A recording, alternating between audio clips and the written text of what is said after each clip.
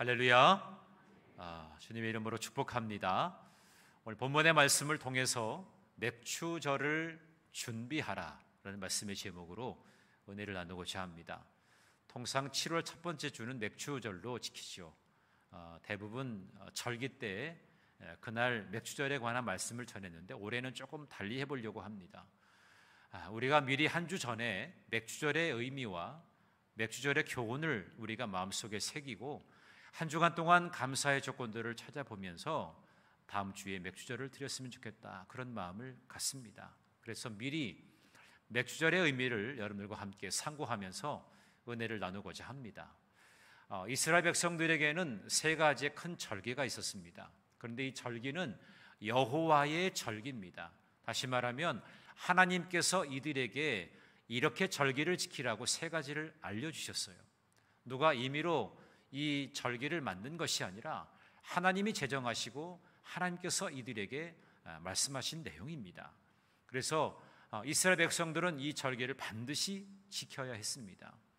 그 세 가지 절기 여러분 잘 아시는 것처럼 뭐가 있죠? 처음에 유월절이 있습니다. 유월절은 무교병의 절기, 무교절이라고도 합니다. 그래서 이것은 구원의 서막, 구원의 시작인 것이죠. 이스라엘 백성들이 출애굽을 하게 되면서 이제 종살이에서 자유함을 얻게 되어지는 해방의 기쁨을 맞이한 날, 그날을 기념하는 절기가 바로 유월절입니다. 특별히 유월절에 필요한 어린 양과 무교병은 그리스도의 구속 사역과 연관이 되어지는 것입니다. 주님께서 자신의 피로 우리를 죄에서 구속하여 영원한 생명에 이르게 되어진 것, 그것을 예표하는 것이 바로 이 유월절이라고 하는 것입니다. 그리고 두 번째는 맥추절입니다. 오순절, 칠칠절이라고도 합니다. 이건 구원 생활을 누리게 하는 것이죠. 이 맥추절은 첫 열매로 하나님께 올려드리는 그런 절기입니다. 추수할 수 있도록 첫 번째 열매를 허락하여 주신 하나님의 은혜에 감사하면서 드리는 절기입니다. 출애굽기 23장 19절에 보니까 내 토지에서 처음 거둔 열매에 가장 좋은 것을 가져다가 너희 하나님 여호와의 전에 드릴지니라, 그렇게 말씀하고 있습니다.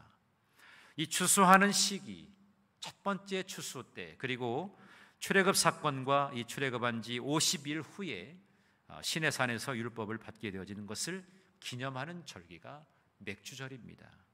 그래서 하나님은 인간을 구속하셨고 또 그들을 거룩하게 하시기 위해서 말씀, 율법을 주신 것입니다. 이때 하나님을 의지하고 감사하겠다고 하는 그런 신앙 고백으로 첫 열매를 하나님께 올려드린 절기가 바로 맥추절입니다. 그래서 이런 맥추절을 통해서 구원의 기쁨과 감격을 누리는 그런 생활이 되어지게 된 것이죠. 그리고 마지막에는 수장절입니다. 수장절은 초막절이라고도 하는데, 수장절은 연말에 모든 곡식을 거두어 저장하는 절기로 초막절이라고도 합니다. 이스라엘 백성들이 출애굽을 하고 광야에서 초막에 거하였던 그런 시절을 상기하는 절기이기 때문에 초막절이라고도 합니다. 특별히 오늘 우리가 지키는 추수감사절과 같은 그런 의미를 가지고 있어요. 그리고 초막에 거하면서 장차 이제 가나안에서 영원한 안식을 누리게 되리라고 하는 그런 소망을 가지게 된 것, 그래서 구원의 완성을 위한 그런 절기가 바로 수장절이라고 볼 수가 있는 것입니다. 자, 이런 세 가지의 절기 가운데 우리는 중간에 있는 맥추절에 관해서 그 의미를 함께 살펴보고자 합니다. 오늘 우리는 세 가지를 좀 기억했으면 좋겠는데, 첫 번째는 이 맥추절은 지난 과거의 일을 생각하는 절기입니다. 과거의 일을 생각하는 절기다. 여러분, 감사는 어디에서 오는 줄 아십니까? 감사의 어원은 생각에서 옵니다. 생크라고 하는 감사라고 하는 말은 think에서 왔어요. 뭔가를 생각하는 것에서 감사가 오게 되었다는 말입니다. 신명기 16장 12절, 오늘 12절 말씀을 보니까 너는 애굽에서 종되었던 것을 기억하고 그 이 규례를 지켜 행할지니라 그랬습니다. 종되었던 것을 기억하라고 하는 것입니다. 기억하라, 생각하라, 그런 말이죠. 과거에 이스라엘 백성들은 430년 동안이나 종살이를 했습니다. 그러니까 남의 밭에서 일을 하고 품팔이 하면서 먹고 사는 그런 노예였습니다. 그런 불쌍한 민족을 하나님께서는 구원해 주시고 그들에게 자유함을 주셨어요. 참된 자유를 주셨습니다. 그래서 가나안 복지에서 그 기름지고 젖과 꿀 이르는 땅, 그 땅들을 이제는 각 지파별로 이제는 그들에게 허락해 주셨습니다. 그래서 그 땅에서 농사해가지고 자기네들이 거둔 곡식 전부를 자기들이 소유할 수 있게끔 되었다는 것이죠. 남의 땅에서 일해줘가지고 거기서 주는 것을 받아 먹는 그런 삶이었었다가 이제는 내 땅에서 내가 곡식을 거두게 되어진 그 소유를 얻게 되었을 때의 기쁨은 이루 말할 수가 없을 것입니다. 아마도 그런 의미겠죠. 전세나 월세로 살던 사람이 내 집을 마련해서 내 집에서 지내게 될 때 그 기쁨이라고 하는 것은 이루 말할 수가 없을 것입니다. 그러니 우리가 그러한 은혜를 경험하게 되어진 구원의 기쁨을 누리게 되어진 그것 이전에 지난 과거에 우리가 종되었다는 것을 다시 한번 우리가 상기하고 기억하자는 것입니다. 그때 과거에 하나님께서 베풀어 주신 은혜가 있었기 때문에 오늘의 우리가 있었다는 것을 알아라라고 하는 의미입니다. 그래서 잊지 말라라고 하는 것의 의미 세 가지가 있어요. 하나는 과거에 종되었던 가나안에 있을 때에, 가난한 때에, 힘들었던 때를 잊지 말라고 하는 그런 절기입니다. 그리고 두 번째는 그럼에도 가나안 땅에서 부유하게 하신 하나님의 은혜를 잊지 말아야 된다. 그런 절기가 바로 맥주절입니다. 그리고 마지막으로는 그때 종되었던 나를 기억하면서 이제 앞으로 감사 생활을 잊지 말라고 하는 절기입니다.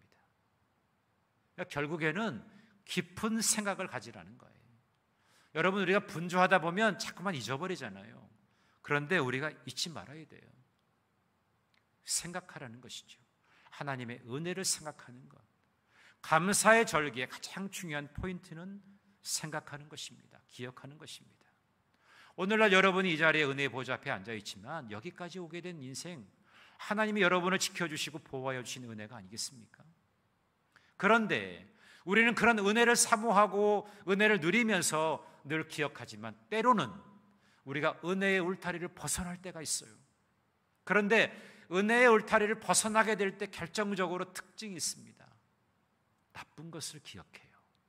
그리고 좋은 것은 잊어버립니다. 불행한 거죠. 나쁜 것은 빨리 잊어버리고 은혜 받았던 것은 기억해야 되는데 이게 바뀌어지게 된다는 거예요. 은혜의 울타리를 벗어나게 되면 이러한 현상들이 나타나게 된다는 것입니다. 이걸 우리가 깨달아야 되는 것입니다. 사람이 동물과 다른 점이 무엇입니까? 구별하는 데에 있다는 것입니다. 분별력이 있다는 것이죠. 동물은 본능에 의해서 움직이지만 우리 사람은 이성에 의해서 움직입니다. 분별력이 있거든요. 그런데 우리 믿음의 사람들에게는 영적인 분별력이 필요합니다. 날마다 은혜의 보호자 앞에 나가는 주의 백성들이기 때문에 은혜의 울타리 안에 거하는 삶이 되어야 됩니다. 그래야 과거에 좋지 않았던 것은 빨리 잊어버리고 은혜 받았던 사실들은 늘 기억하고 간직하면서 그 은혜로 내 심장에 그 에너지를 삼아야 된다는 것이죠. 여러분은 지금 지난 상반기 동안에 하나님께서 여러분에게 감동을 주시는 그 감사의 생각들을 한번 떠올려 보시기 바랍니다. 나는 무엇으로 감사할 수 있겠는가? 코로나 시대고 힘들고 어려운 상황에 놓여 있었고 경제적으로나 여러 면에서 쉽지 않은 때를 지내왔는데 그럼에도 하나님께서 여러분에게 채워주신 은혜가 있어요. 그를 발견하고 찾아보시란 말입니다. 하나님께서 그 하나님의 마음을 담은 그런 내용을 이사야 선지자가 말하고 있는데 이사야 49장 15절과 16절의 말씀을 보면 이렇게 말씀합니다. 여인이 어찌 그 젖 먹는 자식을 잊겠으며 자기 태에서 난 아들을 긍휼히 여기지 않겠느냐. 그들은 혹시 잊을지라도 나는 너를 잊지 아니할 것이라. 내가 너를 내 손바닥에 새겼고 너의 성벽이 항상 내 앞에 있나니. 하나님의 손바닥에 여러분의 이름이 기록되어져 있습니다. 여러분이 하나님을 잊어버릴지는 몰라도 하나님은 여러분을 항상 기억하시고 잘 기억이 안 나면 우리는 뭔가 적지 않아요. 손바닥에 적지 않아요. 예전에 시험을 볼 때 잘 기억이 안 나면 다 한 번쯤은 경험이 있으시죠? 손바닥에 이렇게 써놓고 이렇게 보았던 기억들이 있을 것입니다. 자꾸 생각나게 해야 된다는 것입니다. 여러분, 하나님께서 그 손에 우리를 기록하고 계시다는 거, 얼마나 감사한 일입니까? 하나님의 손바닥에 여러분의 이름이 기록되어져 있습니다. 여러분의 이름이 기록되어 있다는 것은 여러분의 삶이 기록되어 있고, 여러분의 때로 아픔과 고통도, 답답한 심정도 하나님이 다 기억하고 계시다는 거예요. 다른 사람은 알아주지 못해도 하나님이 그것을 기억하고 계시다는 거예요. 얼마나 감사한 일입니까? 젖먹이는 자기가 어릴 때 엄마의 젖을 먹었는지 안 먹었는지 기억이 나지 않아요. 그러나 엄마는 이 아이를 젖을 먹이면서 이 아이에게 사랑을 주는 거죠. 생명의 젖줄을 물리면서 아이에게 젖을 주는 겁니다. 그런 마음으로 하나님은 우리를 기억하고 계신데, 우리는 순간순간 바쁘고 분주하다고. 여러분, 하나님보다 바쁘신 분 계십니까? 없잖아요. 하나님은 늘 모든 세상 만민을 구원하시기 위한 그 비전을 가지고 살펴보시는데 얼마나 분주하시겠습니까? 오늘도 저와 여러분을 위해서 땀 흘리시고 애쓰시는 하나님, 그 하나님이 여러분 이름을 그 손바닥에 새기시면서 우리를 기억하시고 계신데, 우리는 뭐가 그렇게 바쁘고 분주하다고 은혜의 보좌를 간직하지 못할 때가 얼마나 많은지 모릅니다. 스스로가 한번 점검해 보자는 것이죠. 하나님의 첫사랑을 잃어버리지 말아야 됩니다. 죄의 종이 되고 멸망길을 가게 될 때에 주께서 나를 불러주신 그때 이것을 잊지 말아야 된다는 것입니다. 나를 불러주셨다는 사실, 여러분 이 감격으로 살아갈 수 있게 되기를 바랍니다. 나를 불러주셨다, 나를 세워주셨다, 나를 통해서 일하시기를 원하시는 그 하나님의 마음이 있다는 것을 여러분 꼭 기억하시기 바랍니다. 과거에 베풀어 주셨던 그 은혜, 그 은혜를 날마다 기억하는 저와 여러분 모두가 되기를 간절히 바랍니다. 두 번째로는 첫 열매를 드리는 절기입니다. 첫 열매. 출애굽기 23장 16절의 말씀을 우리 함께 읽어보도록 하겠습니다. 시작. 맥주절을 지키라.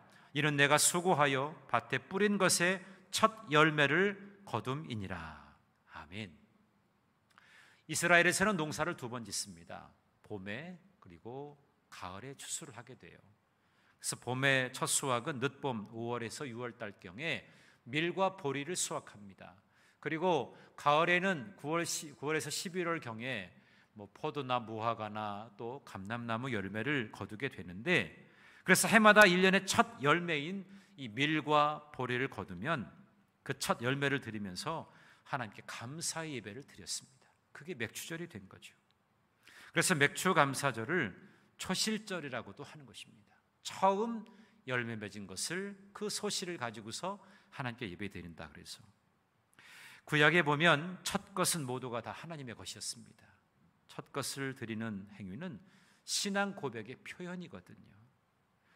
출애굽기 23장 19절에 보니까 너희 토지에서 처음 익은 열매의 첫 것을 가져다가 너희 하나님 여호와의 전에 드릴지니라. 처음 것, 이거를 하나님께서는 하나님의 것인 것을 우리에게 말씀해 주고 그것을 온전하게 드리라고 했어요. 그러니 우리의 삶에 하루하루의 첫 시간이 소중하지 않습니까? 그래서 첫 시간, 이 새벽 예배를 드리는 것도 참 귀한 거예요. 하나님이 기뻐 받으시는 예배이기 때문에 그렇습니다. 물론 하나님이 기뻐 받으시지 않은 예배가 없잖아요. 다 모든 예배가 기뻐하시지만 하나님께서 특별하게 기뻐하시는 예배는 새벽 기도예요. 왜? 이스라엘 백성들에게도 만나가 새벽에 내렸습니다. 홍해가 갈라지는 것도 새벽이 열렸습니다. 새벽에 주시는 은혜가 충만한 거예요. 배고픈 사람은 늘 짜증을 내죠. 근데 배부른 사람은 짜증을 낼 이유가 없어요. 배부르니까. 새벽에 만나를 공급받은 사람은 짜증낼 이유가 없다는 것이죠. 왜? 배부르니까. 하나님이 만나로 채워주시고 하나님과 깊이 있는 영적인 교제를 나누고 있기 때문에 그렇습니다. 그래서 여러분, 이 한 주간 동안 우리는 맥주 감사주의를 준비하면서 좀 집중해서 우리가 하루의 첫 시간, 첫 시간을 하나님께 드리는 시간을 갖자는 것입니다. 평소에 우리가 하나님께 새벽 예배 드리지 못했던 그런 여러분들이 이번 한 주간 동안에는, 그래서 베델 성전은 좁기 때문에 2층 대예배실에서 우리가 예배를 드릴 겁니다.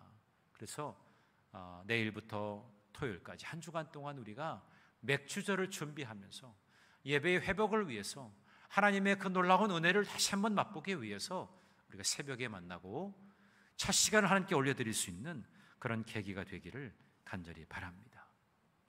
시편 58편 8절의 말씀 보니까 내 영광아 깰지어다, 비파야 수구마 깰지어다, 내가 새벽을 깨우리로다.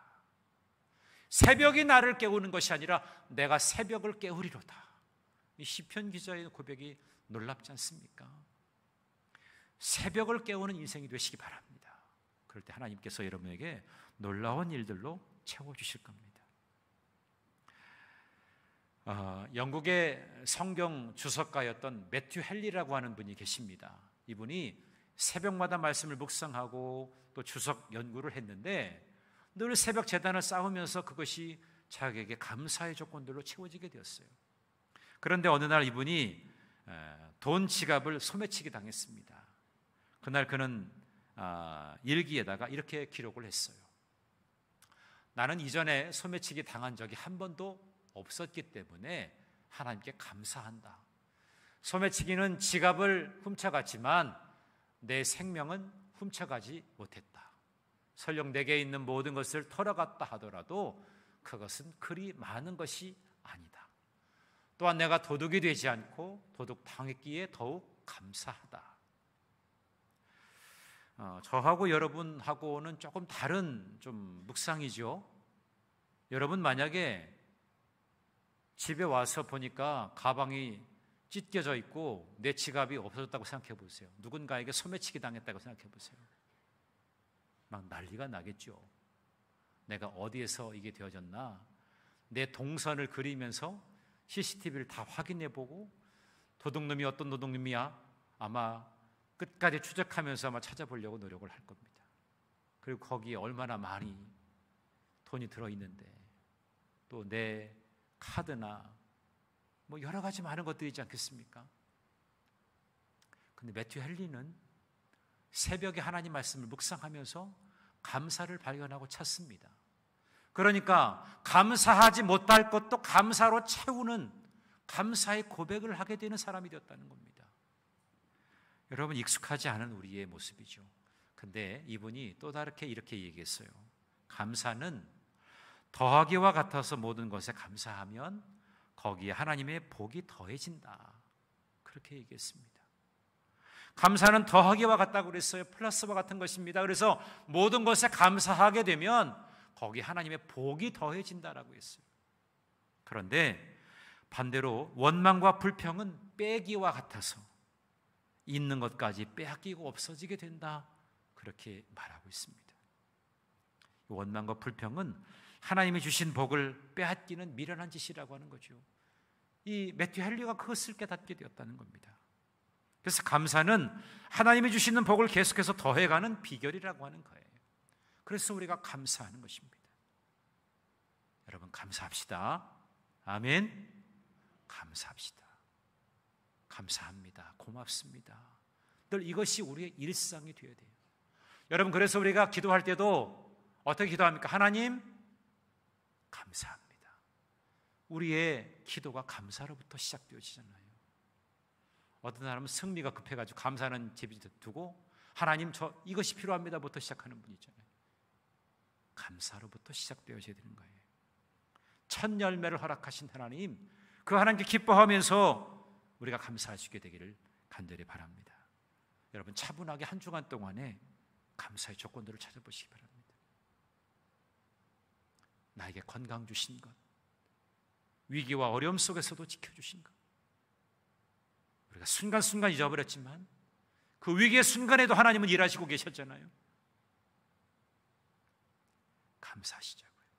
첫 열매를 드리는 심정으로 나에게 가장 소중한 것을 얻었을 때 그 기쁨과 그 감격을 가지고 우리가 감사하자는 것입니다. 세 번째로 맥주절은 주신 복을 이웃과 함께 나누는 절기입니다. 나만을 위한 감사절기가 아니라 나와 더불어 함께하는 이들과 함께하는 그러한 절기가 되어야 되는 것이 맥주절의 정신입니다. 오늘 신명기 16장 11절 그리고 읽지 않았지만 14절에 보면 공통적으로 나오는 단어들이 있어요. 함께 나누어야 할 대상들에 대해서 소개하고 있습니다. 이스라엘의 자녀들, 노비, 레위인, 객과 고아와 과부, 이러한 이들을 지칭하면서 이들과 함께 기뻐하고 즐거워하라는 것입니다. 그러면서 맥주절의 좀 특징적인 것을 몇 가지 우리가 살필 수가 있습니다. 첫 번째는 자녀들에게 하나님의 은혜에 대한 감사를 일찍부터 가르치라는 거예요. 여러분, 자녀들에게 감사할 것에 관해서 가르치십시오. 일찍부터 가르쳐야 돼요. 모든 것이 하나님의 은혜다라고 하는 것을 가르치라는 거죠. 두 번째, 곡식의 수확을 위해서 애쓴 집안의 노비들 역시 감사의 절기에 참여하라고 하는 것, 그래서 그 기쁨을 함께 누리도록 하라는 것입니다. 주인만 아니라 종들과 함께 그 기쁨을 나누어야 되는 그런 잔치가 되어야 한다는 것입니다. 그리고 세 번째, 레위인 등의 기업이 없이 하나님의 일에 전념하는 그런 사람들과 또 고아와 객과 과부와 가난한 사람들, 이런 사람들을 소외시키지 말고 그들을 초청하라는 것입니다. 자, 결국 한마디로 말하면 무엇입니까? 이웃과 함께 나눔의 잔치를 가지라는 것입니다. 나눌 때 더 풍성해지는 거예요. 쓰고 빌려주면 풍성해져 땅 위에 가득하네. 사랑은 버리는 것, 그 찬양 가사 중에 나오고 있지 않습니까? 쓰고 빌려주고 나눠주면 땅에 풍성해지게 되는 것을 우리가 기억할 수가 있습니다. 그래서 우리는 무엇인가 열매를 맺었지만 열매가 맺혀지지 못한 이들도 있을 것이고, 뭔가 불행한 그런 마음을 가지고 있는 이들도 분명히 있을 것입니다. 그런 이들에게 함께 다가가서 같이 마음을 나누는 그런 절기가 바로 맥주절인 것입니다. 우리가 아무리 입술로 감사를 외쳐도 실천이 없다면 그것은 아무런 소용이 없는 것입니다. 감사는 실천되어져야 하고 그것이 더 많은 놀라운 기적을 나타내게 되는 것입니다.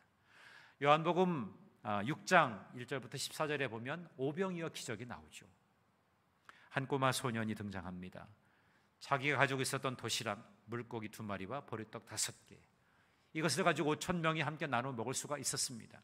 그런데 만약에 이 아이가 말씀을 듣다가 이제 배가 고파서 이제 먹어야 되는데 자기를 생각했다면 절대로 내놓지 않았을 것입니다. 근데 여기 모인 많은 사람들에게 물론 이것이 다 나눠줄 수도 없고, 그렇지만 너 중에 가진 것이 있으면 내놓으라고 할 때에 순종하고 내놓았을 때에, 여러분 좀 성숙한 신앙인도 아니고 어린 소년 아니었겠습니까? 대부분 이건 내 건데, 엄마가 나한테 배고플 때 먹으라고 나를 위해 싸준 건데, 나만을 위해서 먹으려고 했다면 아무런 기적도 일어나지 않았을 것입니다. 그런데 나누고자 하는 마음과 그 정신이 있었기 때문에 그것을 내놓을 수가 있었어요. 그랬더니 자기만 먹은 것이 아니라 그 자리에 있었던 5,000명이 넘는 사람들이 먹고도 12광주리가 남는 놀라운 역사가 있게 되었다는 것입니다. 바로 나눔이라고 하는 것은 기적을 낳는 씨앗과도 같은 것입니다. 그래서 우리는 부지런히 나눠야 됩니다. 야고보서 4장 17절에 보니까 사람이 선을 행할 줄 알고도 행치 아니하면 죄니라, 그렇게 말씀했어요. 야고보 기자는 이렇게 말합니다. 우리가 선한 것이 무엇인지 알아요. 그러면서도 행하지 않는다는 것, 그것은 죄다, 이렇게 말하고 있는 거예요. 선한 것, 복된 것 알지요. 그러나 우리가 그것을 행하지 아니하면 그것은 죄다, 이렇게 고백하고 있는 거예요. 초대교회 정신은 나눔에 있었습니다. 사도행전 2장 44절부터 47절, 거기에 나오는 그 내용을 보면 초대교회가 어떻게 지내왔는지를 보여줍니다. 그들은 서로 물건을 통용하고 서로 통용하고 재산과 소유를 팔아가지고 가난한 사람들의 필요를 채워주었다 그랬어요. 날마다 마음을 같이 했고 성전에 모이면서 떡을 같이 나누면서 같이 하나님을 찬미하고 그렇게 서로를 위하는 그런 시간을 가졌다는 것입니다. 이렇게 되어졌을 때 온 백성들에게 칭송을 받게 되었다, 이렇게 말씀하고 있는 겁니다. 과연 우리 믿음의 공동체 에덴교회는 칭송을 받는 교회일까? 지난번에 선교대회에 가서 많은 목사님들을 만나고 또 어려운 교회들을 함께 돕고 또 어려움에 있는 또 치료 중에 있는 목사님을 함께 나누는 그런 자리가 있었는데, 많은 분들이 에덴교회를 이제는 많이 섬기고 나누는 교회라고 많이 인식을 하고 있어요. 물론 저희가 부족하긴 하지만 그래도 우리가 함께 그 나누고자 하는 마음을 이런 사람들도 이제는 기억하고 있다는 것이 얼마나 감사했는지 모릅니다. 나눔은 기적입니다. 나눔은 또 다른 생명을 낳게 하고 더 풍성한 열매를 맺게 하는 그런 원동력이 되는 것이죠. 이번 맥주 감사 주일을 통해서 우리가 더 깊은 것을 나누고 더 놀라운 하나님의 역사들을 함께 나누는 자리가 되기를 간절히 바랍니다. 자, 그러면서 오늘 10절의 말씀을 보면 어떻게 하나님께 감사하는 마음을 가지고 예물을 드릴까? 예물을 드릴 때 이러한 준비를 가지고 예물을 드리라고 하는 세 가지를 말씀하고 있어요. 여러분 꼭 기억하십시오. 첫 번째는 내게 복을 주신 대로, 여러분에게 하나님께서 복을 주신 대로 여러분이 준비하는 것입니다. 하나님께서 지난 6개월 동안 여러분에게 어떤 복을 주셨는지 그 복을 헤아려 보시고 거기에 필요로 하나님께 예물을 준비하시기를 바랍니다.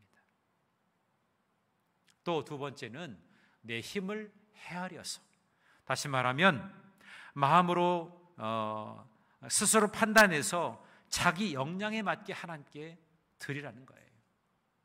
너무 과하게도 너무 부족하게도 말고 여러분의 형편에 따라서 잘 드리면 돼요. 너무 무리할 필요 없어요. 그렇다고 너무 박하게 할 필요도 없습니다. 그래서 오늘 내 힘을 헤아리라고 하는 거예요. 헤아리라고 하는 거. 잘 판단해가지고 우리의 형편에서 이렇게 드리면 하나님 기뻐하시겠구나, 그런 마음의 감동이 오는 대로 여러분이 예물을 준비하시면 되겠어요. 세 번째는 가장 중요한 것이죠. 즐거운 마음으로 자원하라는 것입니다. 자원하라는 거예요. 누가 억지로 시켜서가 아니라 여러분 자원하는 마음. 그런데요, 그 앞에 뭐라고요? 즐거운 마음으로. 여러분 예물을 드릴 때 즐거워하는 분이 계시죠. 저는 여러분이 감사 예물을 드릴 때에 제가 봉투를 하나하나 다 살펴볼 때가 있는데요, 그 봉투에 기록을 한 분의 그 글자체만 봐도 이분이 감사함으로 즐거운 마음으로 드리고 있구나라고 하는 것을 알 수 있어요. 여러분, 예물은 즐거운 마음으로 드리는 것입니다. 인색하게 억지로 그건 은혜가 되지도 않습니다. 어떤 일이든 억지로 하게 되면 마음이 불편하고 해도 기분이 별로 그렇게 좋지 않습니다. 그렇기 때문에 예물을 즐거운 마음으로 자발적으로 드려야 하나님께서 기뻐하시고 드리는 우리도 행복해지게 되는 거예요. 여러분, 예물 드릴 때 인색함을 조심하시기 바랍니다. 항상 언제든지 이것이 올 때가 있거든요. 인색함을 뛰어넘어서 즐거운 마음으로 드릴 수 있게 되기를 바랍니다. 시골에 어떤 농부가 있었는데 이분이 교회를 열심히 다니는데 농사를 지으면서 소를 먹였습니다. 그런데 이 소가 그 쌍둥이 송아지를 낳았어요. 너무너무 기뻐가지고 하나님께서 나에게 쌍둥이 송아지를 주셨다. 근데 쌍둥이인데 하나는 얼룩 송아지였어요. 근데 두 송아지 중에 내가 하나를 하나님께 드려야 되겠다, 그런 마음을 가지고 그런 하나님께 약속을 했어요. 자기 친구에게도 하나님께서 나에게 하나도 아니고 쌍둥이 송아지를 주셨는데 내가 여기서 하나를 내가 하나님께 드릴 거야, 그렇게 이야기를 했습니다. 근데 어떤 거 드릴 건데 얼룩 송아지야 아니면 이 송아지야? 그랬더니 그냥 뭐 두 개 중에 하나 드리면 되지 뭐, 그렇게 이야기를 했어요. 송아지가 무럭무럭 잘 자랍니다. 그런데 2달 정도 지났을 때에 얼룩 송아지가 자꾸 병들고 시들시들 하더니 결국에 죽고 말았어요. 그 친구가 와서 물어봤습니다. 야, 2마리 중에 1마리 죽었는데 어떻게 할 거야? 그랬더니 이 사람이 하는 이야기가 이렇습니다. 내가 마음속으로 얼룩 송아지를 하나님께 드리려고 생각했는데 내가 하나님께 얼룩송아지를 드리려고 했거든. 그런데 하필 이 얼룩송아지가 죽었네. 내가 하나님께 드릴 수가 없게 됐다. 참 안타깝다. 이런 이야기를 했다는 것입니다. 여러분, 그냥 우스갯소리라고 부를 수 있지만 이게 우리의 마음일 수도 있습니다. 말로는 하나님께 감사한다고 하면서도 인색한 것이 우리의 마음이에요.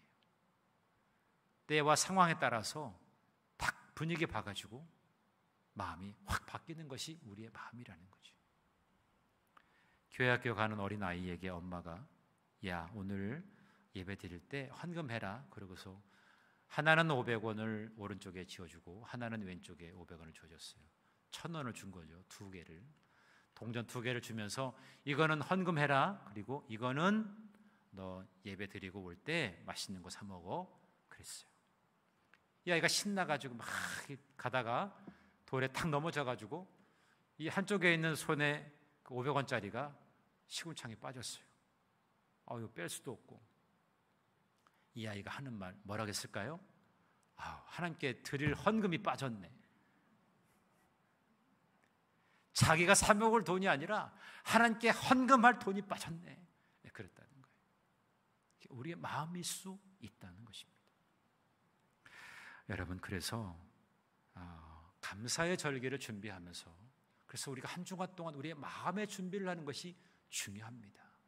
인색한 마음이 아니라 즐거운 마음으로, 행복한 마음으로 하나님, 우리에게 허락하여 주신 그 은혜가 너무나 큰데 내가 물질로 표현하는 것 너무나 작고 여리지만 내 마음의 중심을 살피신 하나님이 내 마음을 헤아려 주시옵소서. 그런 마음으로 우리가 예물을 준비하는 것입니다. 마지막으로 우리가 함께 좀 생각해 볼 것이 이스라엘이 구약에서 추수한 첫 번째 열매로 오순절에 드리게 되었잖아요. 그런데 이것이 신약의 오순절에 아주 놀라운 일로 일어나게 되었다는 거예요. 신약에서는 주님께서 부활의 첫 열매가 되시고 자신을 교회의 선물로 주셨다는 의미입니다. 구약의 첫 제사로 드렸던 첫 열매의 오순절이 신약에서는 자신의 첫 열매로 교회의 선물로 주신 주님을 우리가 기억할 수가 있다는 겁니다. 그러니까 구약과 신약이 이렇게 연결되어지는 것입니다. 구약 시대의 출애굽 사건과 율법을 받는 것, 또 추수 때의 감사가 신약 시대의 오순절로 연결이 되어지는 것입니다. 그래서 시내산에서 율법을 계시하였던 때 들었던 그 천둥과 번개 소리는 혀에 불의 혀같이 임한 성령을 말합니다. 불의 혀같이 임한 그 성령을 우리가 볼 수가 있는 것이고, 율법을 받게 되었다는 것은 또 복음이 전해지지 않았던 이방인들에게까지 복음이 전파되었다는 것을 말해주는 것입니다. 그리고 추수한 첫 열매는 교회가 탄생하게 되었고 3,000명이 넘는 이들이 회심하는 것으로 연결되게 된 것입니다. 이러한 특별한 의미가 있음을 우리가 기억하고 이번 맥주절을 맞이할 수 있게 되기를 간절히 바랍니다. 코로나 상황입니다. 그럼에도 우리는 하나님께 감사합니다. 그런 마음의 준비를 가지고 나의 나된 것, 우리의 가정을 지켜주신 것, 앞으로 보호하시고 인도하실 하나님의 은혜를 기억하면서 우리가 감사의 절기를 준비하는 저와 여러분 모두가 되기를 간절히 바랍니다. 이제 말씀을 맺습니다.